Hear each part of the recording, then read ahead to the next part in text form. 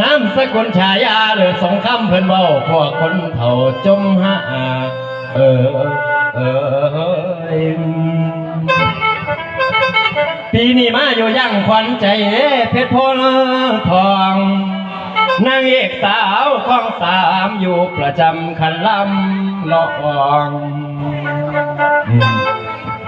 สาวหมอลำนำกองอยากลองเสียงอัดแผ่นขาดเงินแสนสีทรงอยู่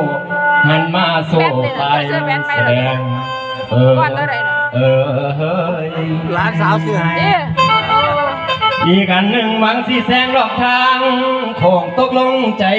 มาสู่ต่อเป็นหมอลำเนื้อต่อเรื่องโอ้ยลำเรื่องต่อก่อนเดินทางบางที่หาเถื่อบุญโฮมถอนพรสวรรค์ได้ปั่นแต่งออกพรรษาหน้าเลี้ยงสิมาเล่นคันซอยงานสำหรับในมือนี้ผมสิขอบอกข่าวพวกผู้สาวเด้อละหันต้องการซอยเป็นแรงใจเองสงสารหม้อทวีพรไผเอกดังโอ้ยคันไว้ลุ่นขอบพระคุณเด้อป้าขวัญใจเพชรพลทองโอ้ย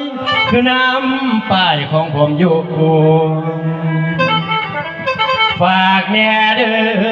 อตุลูทวีพรยังโสดยิงโอ้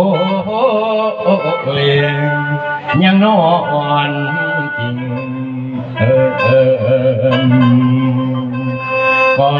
ดแต่มอนอ่อนซ้อนดีโอ้ยโอ้ยนอโอ้ยแฟนหมอลำ